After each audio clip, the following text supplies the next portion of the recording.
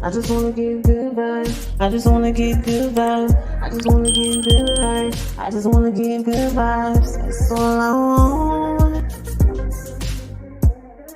Hi guys, welcome back to my channel, guys. I appreciate you guys for coming to my channel. New subscribers, thank you for coming on. So guys, today is my birthday, and I just want to shout out to all the Scorpios. Happy Scorpio season. Happy birthday when it comes. Today, guys, I have a new video for you guys. Please give me a thumbs up, and don't forget to subscribe, and tell a friend, and tell a friend, and tell a friend to subscribe to my channel, guys. Thank you so much. Now let's get into the video. How is it living in New York City? Because I think people fantasize New York City. You know what's crazy? That you say that? People think people from New York, when they move down south, that they're rich. They're not rich, you know, compared to other states. Me being in New York now, it's expensive. Yeah, man, New York expensive. Yeah, man. The rent jumped from a one bedroom. Like my one bedroom was like $1,268. The one bedrooms are jumping to like damn near $2,000 now.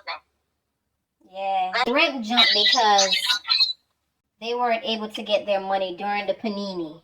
So now they want to recover their money. It's bullshit. It's all bullshit because girl, everybody. I'm sorry, my bad. But you have the TV in the background? No, I don't have no TV in the background. Why you hear something? Yeah, echo. Yeah. In the background, it's like crickets. I don't know what the heck is going on. I never heard crickets until tonight.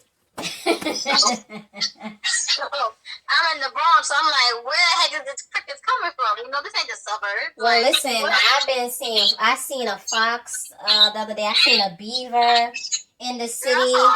I've been seeing possums and skunks like crazy in the city of New York City. So, you know, when I went to City Island the other day, I saw like one of those deers. Because, you know, City Island and Westchester are connected.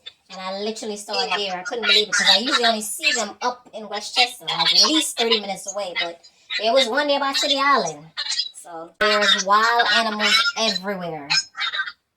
Yep. They're everywhere. And it's expensive. Yes, it's very expensive. And the trains are still trash. Yep, and there's a lot of people with mental illnesses on the train, and so it's not an enjoyable ride. You gotta constantly be staying on point. I'm very cautious. In fact, I just came back from Walgreens a couple hours ago, and walking the dogs, and security's helped me get some Pine Sol, and there was crackheads in there stealing. And I've seen that before, but now I've actually seen that before. One time I was going into, you know, like those little, not like the bodega, but you know those C-Town supermarkets. And so I seen this guy that, you know, I normally see him around, and he was like stealing Tide and Dove.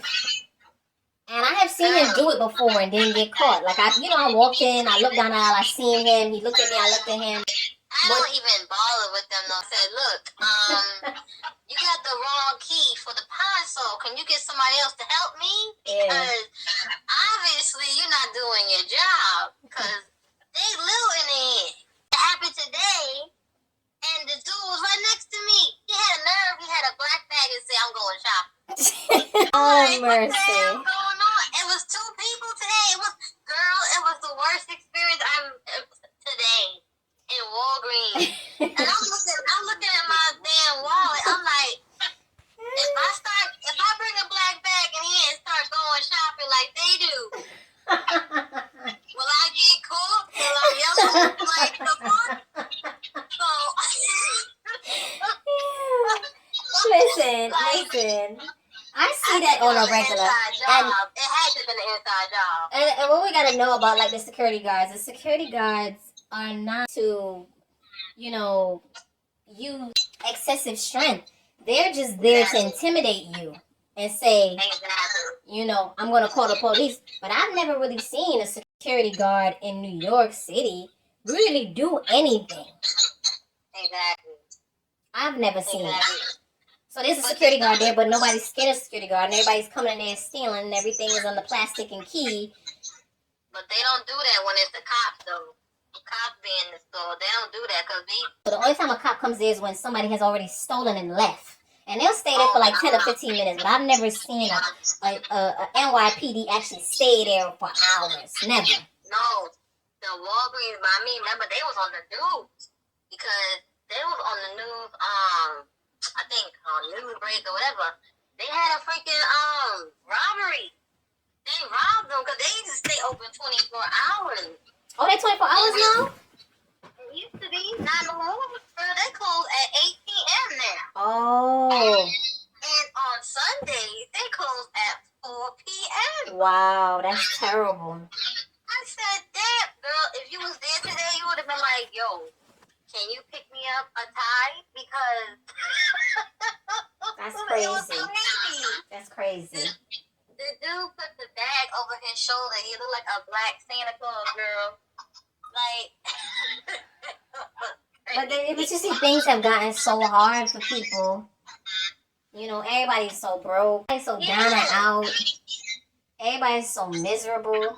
the United States is no longer at the forefront of the world. We are now going into a third world country. This is a third world country as far as I'm concerned, and I've always felt that way. A lot of people are living in poverty, and people are getting into programs to try to better themselves because they told us that we need a degree. You get the degree, it's not a guarantee that you'll have money. But most of the time, you just need a certificate to get into these jobs because they don't even really look at your degrees. And if you do have a degree, then you're overqualified for some of the jobs you're applying for. That is true. Exactly. And I think that's discriminatory because they feel that, oh, okay, well, you made this cap salary, so now we got to compete with your salary that you used to make, and now we got to go high and above to make sure you get that new salary that you used to have at your old job. You know? So if you was making 50, 60, 70,000 at your old job and the new job you're applying for is only making 34,000, then they're gonna be like, well, why are you even here? Yeah. You know? I was watching a show on TV. I can't remember the name of it. But the guy used to be like, I don't know if he was a CEO or a COO, but he was making like $250 grand a year. And then, you know, he had to support his family. So he went to go apply at a pizza shop. And they were like, I can't believe this guy used to make all this money and now he's going to work at a pizza shop because he said he has to make money to provide for his family. Yeah. And he was working there, and I just thought of that. I was like, wow. It's crazy because that's what happens when you work with certain businesses and then they go out of business or nobody wants to hire you or whatever.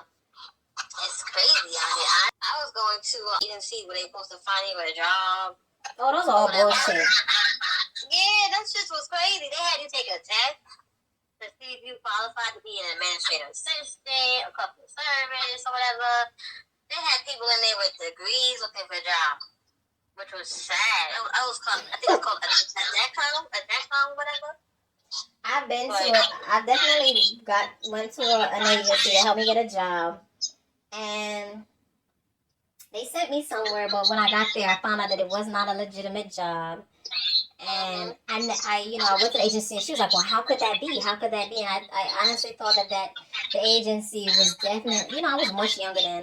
I didn't know what I know now. I probably should have called a Better Business Bureau on them, because I definitely believe that they sent me somewhere that wasn't legitimate, and she knew about it. And then she tried to act like she didn't know about it.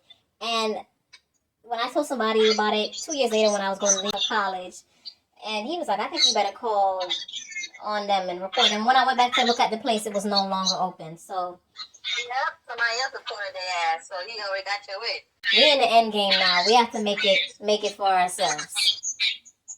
Exactly.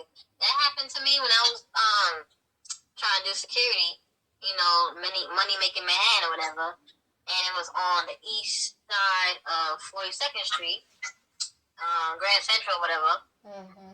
And I put in some money for them. I think I had gave them a deposit like $100.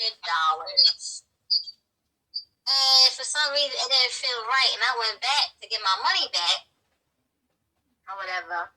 And it was closed. They were closed. They were non-existent altogether. I was like, what the hell happened? Were you ever able to recover the $100? No,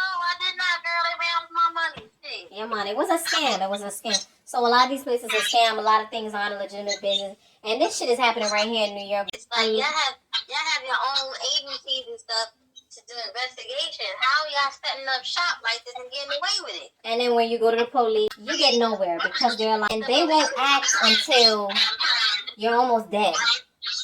Exactly. Police ain't nothing but a damn scary ass front.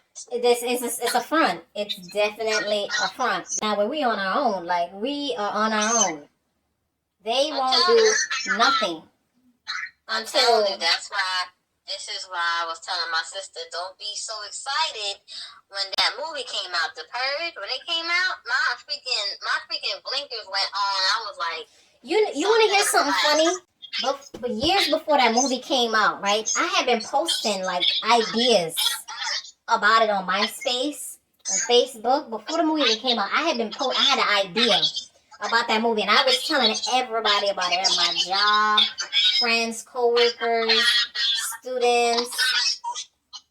And do you know, like, the movie came out a few years later. Exactly. Because they be stealing people's ideas. They're like, producers, remember The Matrix came out, they try to lie and say that a black woman didn't produce, or she didn't write the books to the Matrix. And I looked this shit up, and it was true. She really did write these books. I remember hearing about that. So did she ever get paid for it? I don't know. I know I think they said she went to trial. I think she got paid for it. But they were still, and then she was also the author for Terminator. Yeah, and that's something they steal a lot. Okay, guys, so I'm going to end it right here, and I'm going to end up doing a part 2, guys, because the actual video is about 45 minutes long, and I have to go through it and edit it, and I want to keep it interesting, so I'm going to pause it right here, and I'm going to do a part 2.